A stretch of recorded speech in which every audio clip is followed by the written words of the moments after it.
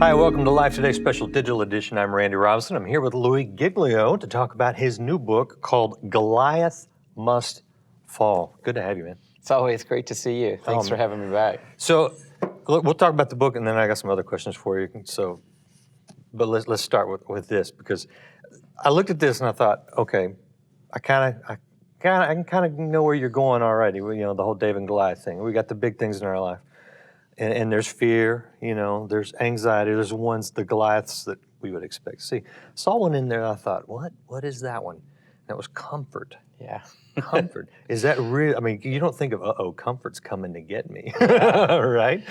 It's the sneaky giants, I think, for all of us that are the ones that we really need to pay attention to, and comfort is totally in that category. In the book, what I tried to do was lift up giants that we see in the story of David and Goliath. So obviously there are 100 giants that someone watching us right now might be naming in their life. Sure. But there are 5 major things in the story. They're woven into the fabric of the story. Anger is one of them. Fear is one of them. But the reason why Goliath came 40 days straight into that valley with no one to defend the fame of God wasn't simply because he was 9 feet tall. It was because the guys had food. They had fires. They had tents. They were all fairly comfortable on the hillside. And even David, the reason why he's in this story, he came to resupply his brothers. And, you know, the real story should have been after 10 days, they cut off the food, they cut off the water, they cut off the firewood, and they said, look, you're either going to fight that guy or we're going home, but we're not going to sit on the side of the hill. And I think a lot of us don't know it, but sometimes we slip into a comfort zone. We kind of go on autopilot as followers of Jesus. Yeah, I do. And we're afraid of making the big decisions because we don't want to rock the boat and we don't want to roll the dice. And a lot of times we miss out on the biggest thing God has for us, not because of something bad, but simply because of something good.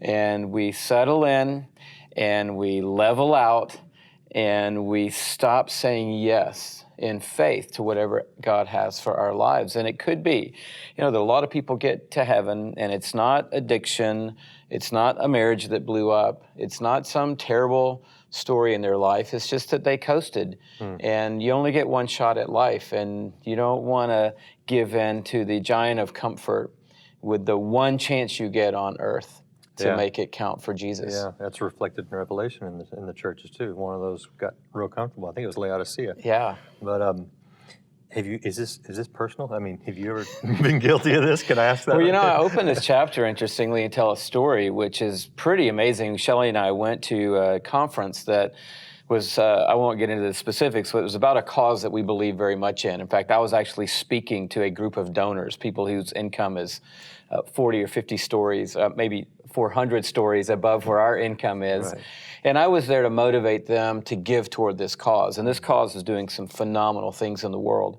And as the weekend unfolded and the commitments were being, you know, called out of people, God called a commitment out of Shelley and me, which was incredible because we were like, man, we came here to exercise our gifts and encourage people, but God is putting a number on our hearts. And it was like he does in marriage a lot. I said, babe, you got a number? She said, I do, but I don't know. I said, I got one too. We wrote them down, same number, big number for us. And I had understood that the commitment was a 2-year commitment. So over the next 24 months, this is what we committed to do. So we left that weekend. 4 days later, a letter came to me in the mail. Thank you so much for your commitment to XYZ cause. And I realized in the letter, it's a 1-year commitment. We needed to pay all the money right now. And so I had 2 chances. I could have gone, look, it was a complete accidental thing on our part. We misunderstood the commitment, so we can cut it in half and do it now. Or we could say, you know what, God, you put a number on our heart, and we're going to trust you and believe you. But to do that, we've got to step pretty far out of the boat here. And we talked about it, and we said, you know, we could wait until the very last possible moment, and we said, no, let's do it today. Let's do it right now. And it wasn't an irresponsible financial decision. We don't want to encourage people to do that, but it was a big, big step for us. And timing that we didn't expect. That's just a small way that we could have taken the more comfortable road But we didn't. And I'm happy to say that I'm really glad that we were faithful in that commitment. Obviously, anybody watching us would know when you hear God ask you to give and you give, you're always going to be thankful that you did that because you're a part now of the story of God. But, you know, there are little moments like that every day that we have that option. And it's not just about our money, it's about how we use our time, how we use our influence, whether we're willing to speak up, invest in people's lives, step outside of our normal routine. And that's usually where the miracle is. It's usually where the supernatural is on the fringe and not just riding down center lane, not taking any chances or risk. And, you know, if we say God is the God of the universe, then what is the risk really in putting our lives in His hands? I'll answer that. The risk for me, I think the question that I have when I think maybe I should do that, but it's uncomfortable, is the risk is am I really hearing God? Yeah. Or am I just about to do something stupid? Right? Yeah. Right? So, but, you know, I think God has enough grace that even when we think we're hearing God, and so we do something that's uncomfortable, talk to someone. He's like, okay, that isn't really but I got your back, right? Yeah. You know, so I But think you know, at least, Randy, you're at least entertaining the idea, you know? And I think that's a step for me that's beyond where a lot of people are who are like, I don't even want to pray because if I do, God may ask me to do something.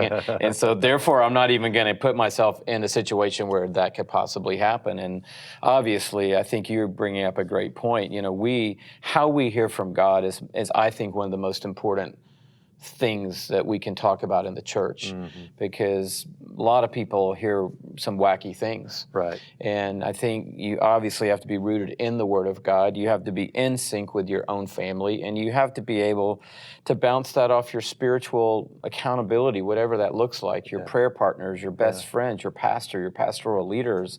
And obviously, if you know you're making a very big decision, you know, if you said, I believe the Lord told me to sell my house, cash in my 401k, and move to Tibet. Well, you want to run that by some people, you know, and see. And if it's God, it's going to pass through all those filters in time. Good. That's a good cautionary word and some good wisdom.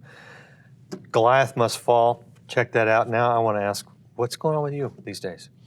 Well, same old. I am happily pastoring Passion City Church. I have a great team there in Atlanta. We are expanding in our city and about to plant a church in Washington, D.C., which we're thrilled about. It's our first real church plant out of Passion City, which is only a 7-year-old church. And for us, we've been, you know, building momentum in our own city, but it's time to take a step somewhere else. And we're excited about sending a team out to D.C. in a few months now. And I love it. You know, I've spoken everywhere, traveled everywhere, written a lot of books, done a lot of things, but I love investing in building a community of faith.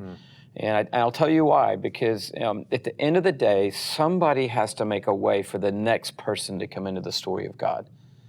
And I think that, you know, all of us can run the risk of saying, look, I'm in the story of God. I found grace. I've got my spiritual rhythm going. So I don't really need church, or I don't really need any other thing in my life. But to say that typically doesn't create a doorway for the next person to enter into this family, this community of faith. And I love it. I love our team. I love going to work. I went to work today at Passion City Church, and I love it. And so that's the main thing that's happening in our lives. We got projects going on all around that, and they're like arms and legs that come out of Passion City Church, like the Jesus Bible Project that we just finished and released in January. Amazing. Got a seminary going on where people can start getting training with our partner Dallas Seminary right through Passion City. Nice. Passion conferences are, you know, we just had 55,000 people at the Georgia Dome. So there are a lot of things happening, but the nerve center of it all is the community, the local community of faith called Passion City Church. Yeah, cool stuff. Website for that? Yeah, PassionCityChurch.com or PassionConferences.com. You can pretty much find out about everything we're doing at one of those two locations. Exciting stuff. Glad to hear it. You can hear more from Louie on Life Today on the broadcast program that's available at lifetoday.org. Thank you for watching and sharing this interview. Be sure to check out the social media for Life Today Television, and you can connect with me on Facebook and Twitter. And if you haven't already subscribed or followed this channel, do it now so you can see more of our great guests.